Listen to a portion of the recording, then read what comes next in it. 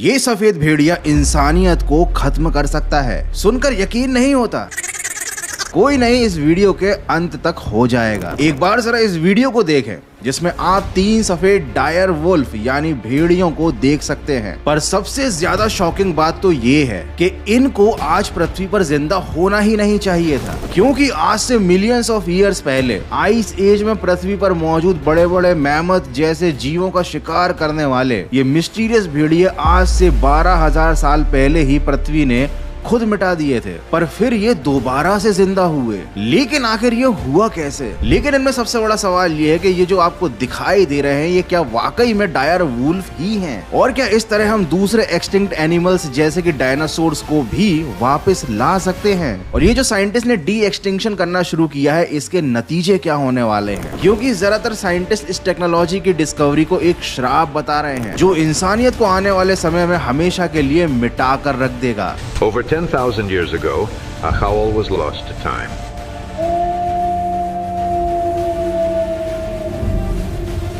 But today it returns.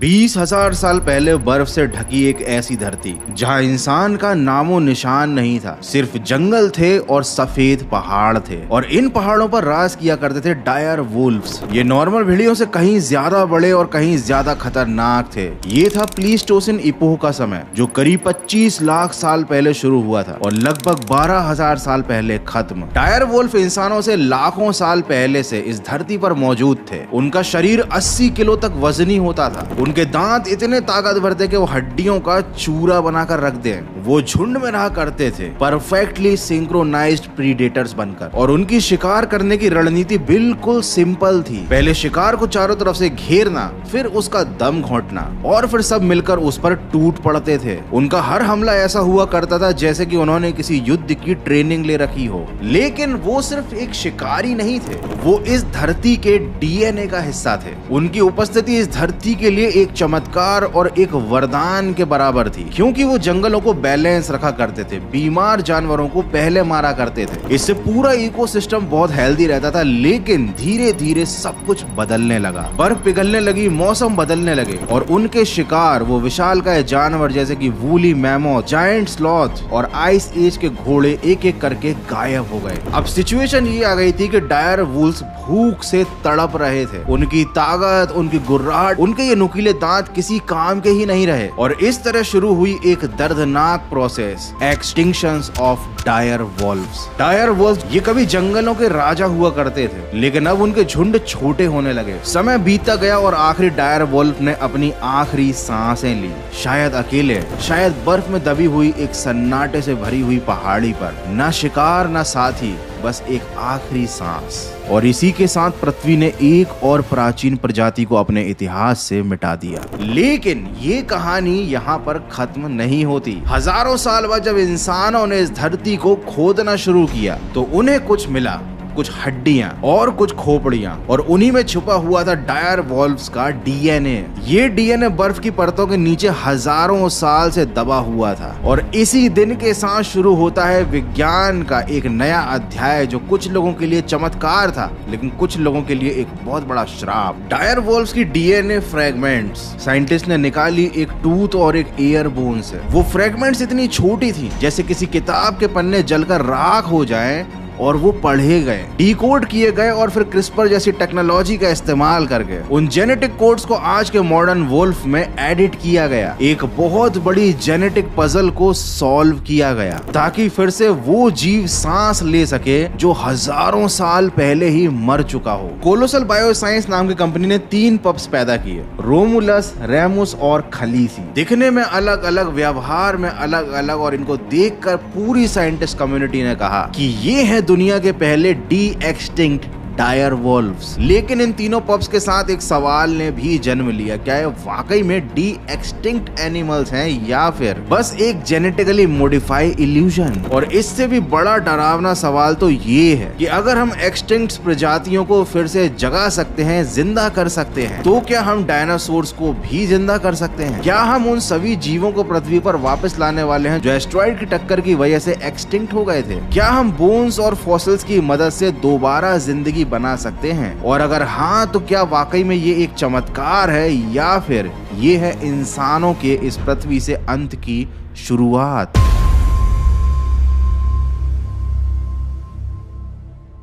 Imagine करो कि आप इंसानी सभ्यता के आखिरी बचे हुए इंसान हो और मरने के बाद आपके रीमेन्स किसी तरीके से फॉसिफाइड हो गए और कई लाखों साल बाद एक बहुत एडवांस सिविलाइजेशन के वो हाथ भी लग गए। फिर उस सिविलाइजेशन ने क्या किया, अपने नॉलेज के लिए और अपनी क्यूरियोसिटी के लिए आपके डीएनए से आपको फिर से बनाया, फिर से जिंदा किया और अपने वक्त में लेकर आए। अब तुम वापस तो लौट आए हो एक ऐसे समय में जहां पर तुम्हारा अस्तित्व नहीं होना चाहिए था। तुम्हें लगने लगा कि तुम फिर से जिंदा हो गए हो, लेकिन तुम जिंदा नहीं हो, तुम कैद हो। तुम्हें देखा जा रहा है, ऑब्जर्व किया जा रहा है, तुम पर तरह तरह के एक्सपेरिमेंट्स किए जा रहे हैं। तुम्हारा जन्म इसलिए नहीं हुआ कि वो एडवांस सिविलाइजेशन इंसानों को फिर से जिंदा करना चाहती थी, बल्कि इसलिए हुआ क्योंकि एक एडवांस सिविलाइजेशन इंसानों के बारे में जानना चाहती थी। वो कैसे दिखते थे, कैसे बात करते थे। अब इमेजिन करो कि अगर तुम्हारे साथ ऐसा कुछ होने लगे तो तुम कैसा फील करोगे, कैसा लगेगा तुम्हें? क्या तुम खुश हो जाओगे ये जानकर कि तुम्हें दोबारा जिंदा कर दिया गया है, या फिर तुम ये जानकर डर जाओगे कि तुम पर तरह तरह के एक्सपेरिमेंट्स होने वाले हैं, जैसे कि तुम किसी लैब में रखे हुए चूहे हो? एक क्यूरियोसिटी के जवाब हो और एक जैविक प्रयोग हो। और सेम यही सवाल उठता है डायर वॉल्व्स के डी एक्सटिंक्शंस पर। तो चलो इसको थोड़ा और अच्छे से समझते हैं। कोलोसल बायोटेक कंपनी के वैज्ञानिकों ने डीएनए निकाला एक 13,000 साल पुराने फॉसिफाइड दांत से जो ओहायो में मिला था, और एक 72,000 साल पुरानी कान की हड्डी से जो कि आइडाहो अमेरिका में मिली थी। लेकिन जैसा कि हम सभी जानते हैं, बायोलॉजी के अकॉर्डिंग डीएनए से किसी भी जानवर का जीनोम साफ रूप से पढ़ पाना बहुत ज्यादा मुश्किल होता है। और ऐसा इसलिए होता है क्योंकि जैसे ही कोई जानवर मरता है उसका डीएनए छोटे छोटे टुकड़ों में बट जाता है। इसीलिए एंशिएंट डीएनए जो होते हैं वो टूटे फूटे सीक्रेट मैसेज की तरह होते हैं, जिनमें लाखों अरबों बिखरे हुए डीएनए लेटर्स होते हैं, जिन्हें पढ़ पाना या फिर सही तरीके से समझकर उन्हें अरेंज कर पाना साइंटिस्ट के लिए ऑलमोस्ट इम्पॉसिबल होता है। और यही कारण है कि अभी तक यही माना जाता था कि किसी एक्सटिंक्ट एनिमल जैसे डायनासोर को वापस लाना केवल डायनासोर मूवी में या फिर साई-फाई की दुनिया में ही पॉसिबल है। रियलिटी में ये पॉसिबल नहीं है। लेकिन इस बायोटेक कंपनी का ये क्लेम है कि उन्होंने ये इम्पॉसिबल काम कर दिया है। उन्होंने इन एंशिएंट डायर वॉल्व्स के इन अरबों एंशिएंट डीएनए लेटर्स को कंप्यूटर सिमुलेशन की मदद से समझ लिया और इन्हें आज के ग्रे वॉल्व्स के जीनोम से कंपेयर किया और समझा कि इन दोनों जीवों के डीएनए में क्या अंतर है। और फाइनली एक बहुत लंबे रिसर्च के बाद उन्होंने ये डिकोड किया कि वो कैसे इन ग्रे वॉल्व्स के डीएनए को डायर वॉल्व के डीएनए में एडिट कर सकते हैं, जिसके लिए रिसर्चर्स ने एक कोट कलर जीन को मॉडिफाई किया जिसे कोरिन कहा गया, जिससे इन्हें बहुत सारा फर मिला। उन्होंने इस जीन को थोड़ा सा ट्विक भी किया जो बॉडी के साइज, कान और खोपड़ी के आकार से जुड़े थे। कुल मिलाकर टीम ने लैब में ग्रे वॉल्व कोशिकाओं के जीनोम पर 20 मॉडिफिकेशन किए। इसके बाद उन कोशिकाओं के डीएनए से भरे न्यूक्लियाई को हटाकर उन्हें D nucleated dog egg cells में ट्रांसफर किया गया, जो कि एम्ब्रियोस में विकसित हुए। रिसर्चर्स ने एम्ब्रियोस को सरोगेट डॉग यानी एक कुत्ते में इम्प्लांट किया, जिन्होंने सी सेक्शन के जरिए 2 जुड़वा को जन्म दिया। 2 जुड़वा नर यानी 2 डायर वॉल्व्स, रोमुलस और रेमोस, और जिनके कुछ महीनों के बाद अक्टूबर में पैदा हुई एक मादा यानी फीमेल डायर वॉल्व, जिसका नाम रखा गया खलीसी। ये नाम उसे गेम ऑफ थ्रोन्स शो के फेमस कैरेक्टर खलीसी के नाम पर दिया गया है। और ऐसा इसलिए किया गया क्योंकि ये जो शो था उसमें डायर वॉल्व्स को एनिमेशंस की मदद से दिखाया गया था उस शो में, क्योंकि ये उसी काल की कहानी थी जब डायर वॉल्व्स हुआ करते थे। अब जैसे जैसे ये बड़े हो रहे हैं, इनकी स्किन और ज्यादा सफेद हो रही है, इनकी आंखें गहरी होती जा रही हैं, इनका आकार इतनी तेजी से बढ़ रहा है कि उसी उम्र के नॉर्मल सामान्य से भेड़िए उनके सामने बहुत छोटे लगते हैं। लेकिन अभी भी लोगों के मन में ये सवाल है कि क्या वाकई में ये डायर वोल्फ्स ही हैं? पेलियो इकोलॉजिस्ट जैकलिन गिल ने तो साफ साफ ये तक कह दिया है कि ये कोई डायर वोल्फ्स नहीं है, ये केवल एक इल्यूजन है, एक भ्रम है। और उनका सवाल काफी सिंपल और लॉजिकल है कि क्या अगर किसी इंसान में निएंडरथल के जीन्स डाल दिए जाएं तो क्या वो निएंडरथल बन जाएगा? ये जो बायोटेक की कंपनी है, उन्होंने ये डायर वोल्फ्स पूरी तरह से रिकंस्ट्रक्टेड डायर वोल्फ जीनोम से तैयार नहीं किए हैं। उन्होंने ग्रे वोल्फ की जेनेटिक इंस्ट्रक्शन बुक को मॉडिफाई किया है। बजाय इसके कंपनी ने ग्रे वोल्फ की जेनेटिक इंस्ट्रक्शन बुक को इस्तेमाल किया और एंशिएंट डीएनए के अकॉर्डिंग उसमें बदलाव कर दिए। और ये एंशिएंट डीएनए कहां से मिला? उन 2 सैंपल्स से जो खुदाई के दौरान में मिले थे, ओहायो और अमेरिका में। लेकिन जैसलीन का ये कहना है कि अगर किसी चीज को डायर वोल्फ कहा जाना चाहिए तो उसमें डायर वोल्फ की पूरी जेनेटिक ब्लूप्रिंट होनी चाहिए। और जो कोलोसल कंपनी ने कर दिया है वो केवल एक जेनेटिकली मॉडिफाइड ग्रे वुल्फ बनाना है। अब कंपनी का ये कहना है कि हम पूरे प्राचीन जीनोम को वापस तो ला नहीं सकते, लेकिन हमने जो बनाया है ये उस प्रजाति का एक फंक्शनल वर्जन है जो उसकी जगह ले सकता है। अब ये बहस तो चलो अपनी जगह है, लेकिन इससे बड़ा और इम्पोर्टेंट सवाल ये है कि क्या प्रकृति के साथ इस तरीके का खिलवाड़ ठीक है? देखो, जिस दुनिया में डायर वोल्फ्स को फिर से जिंदा किया गया है, ये वो दुनिया नहीं है जहां वो रहा करते थे,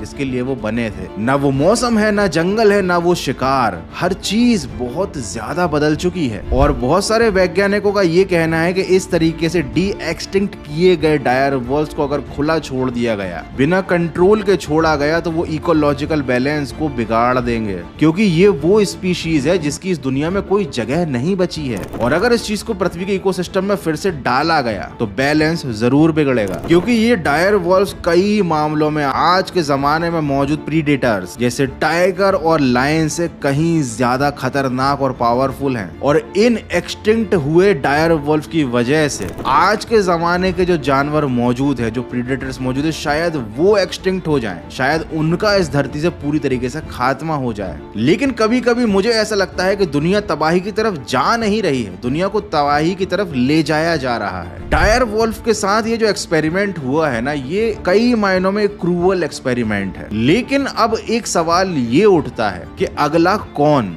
अब किसकी बारी है?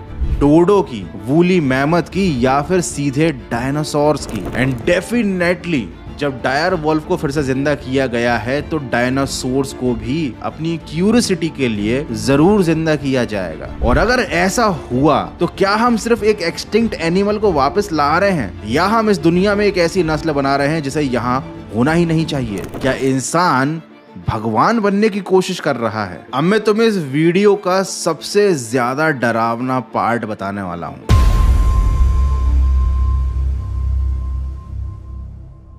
सब कुछ अच्छा चल रहा है, डायनासोर्स को भी रिक्रिएट कर लिया साइंटिस्ट ने, टी-रेक्स और एनाकोंडा जैसे जानवरों को भी उन्होंने फिर से जिंदा कर लिया और सब अच्छा चल रहा है। लेकिन इमेजिन करो ये सब सच है और डायनासोर्स को वापस ले आए हैं, लेकिन डायनासोर्स का डीएनए जिस चीज के लिए बना था, जैसे कि अर्थ की वो मैग्नेटिक फील्ड, जब वो जिंदा हुआ करते थे, जब उनका राज हुआ करता धरती पर, उस समय के पेड़ पौधे, उस समय की हवा, उस समय के ऑक्सीजन का लेवल, अब कुछ भी नहीं है। अब चीजें बहुत बदल गई हैं। तो अब डायनासोर्स क्या करेंगे? उन्हें वो दुनिया कभी मिलने नहीं वाली जो उनके डीएनए में कोडेड थी। और यहाँ से शुरू होता है वो डर जो इस इन्वेंशन को एक श्राप बनाने वाला है। और सबसे पहला डर ये है कि क्या हम एक्सटिंक्ट जानवरों को नहीं बल्कि नए राक्षसों को बना रहे हैं, नए मॉन्स्टर्स क्रिएट कर रहे हैं हम। अब वैज्ञानिक भले ही इस बात को स्वीकार ले कि हम एक्सटिंक्ट जानवर नहीं बना रहे, हम वैसी एक नई प्रजाति बना रहे हैं जिसका ना कभी कोई पास्ट था और शायद भविष्य में भी उसकी कोई जगह नहीं है। लेकिन जब ये जानवर बनाए जाएंगे तो ये इकोसिस्टम का हिस्सा बनने की कोशिश जरूर करेंगे और हो सकता है ये बहुत तेजी से फैल जाए। ये अपने सर्वाइवल के लिए ऐसा रास्ता चुने जो शायद इंसानियत के लिए खतरा बन जाए। ये हो सकता है बहुत अनकंट्रोलेबल हो जाए, बहुत ज्यादा एग्रेसिव हो जाए, पुराने और नए शिकारियों की ये जगह ले लें। आप खुद सोचो, जब प्रकृति ने खुद ही इनको मिटा दिया था इन जानवरों को, तो कुछ सोच समझ कर ही मिटाया होगा। इसके पीछे कुछ कारण रहे होंगे, लेकिन अब जो हम काम कर रहे हैं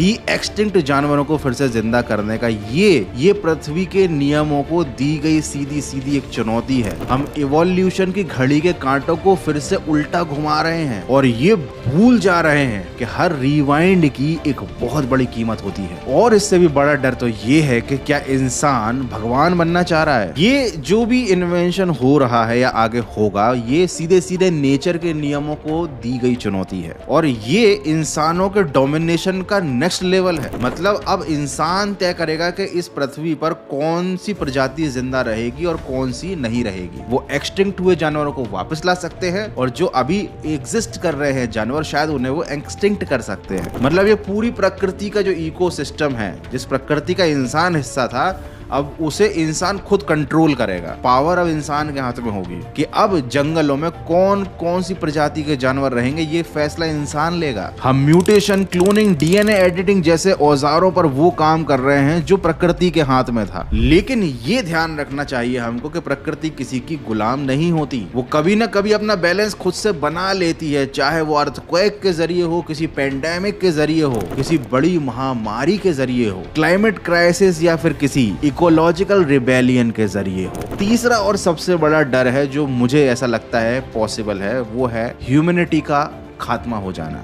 एक चीनी रिसर्च में टार्डिग्रेड नाम के एक सूक्ष्म जीव को, जो कि अंतरिक्ष का रेडिएशन भी झेल सकता है, उसका एक रेडिएशन रेजिस्टेंस जीन इंसान के स्टेम सेल में डाला गया और इससे रिजल्ट ये मिला कि वो जो स्टेम सेल्स थे, वो जो कोशिकाएं थी, वो हाई डोज ऑफ एक्सरे के बाद भी जिंदा रही। मतलब हम एक ऐसे युग में प्रवेश कर चुके हैं जहां हम इंसानों के अंदर दूसरे प्राणियों के गुणों को ट्रांसफर करने का रिसर्च कर रहे हैं। सुनने में तो ये किसी हॉलीवुड या साई-फाई मूवी के प्रोजेक्ट जैसा लगता है, लेकिन जेनेटिकली इंजीनियर्ड सुपर ह्यूमंस बनने की शुरुआत हो चुकी है। और ये शुरुआत केवल रेडिएशन तक सीमित नहीं है। कुछ रिसर्च सेंटर्स में नेकेड मोल रैट के एंटी कैंसर और एंटी एजिंग जीन्स को चूहों में डालकर उनकी उम्र को बढ़ा दिया गया। इस प्रोजेक्ट को इतना आगे तक बढ़ाया गया है कि अगर सब कुछ ठीक रहा तो कल इंसानों में भी ये जीन्स ट्रांसफर किए जाएंगे और इस तरह एक जीन को एडिट करके इंसानों को कैंसर से हमेशा के लिए छुटकारा मिल जाएगा। इंसानों की उम्र शायद दुगुनी भी की जा सकती हो फ्यूचर में। और अब आता है इंसानी ताकत का वो पॉइंट,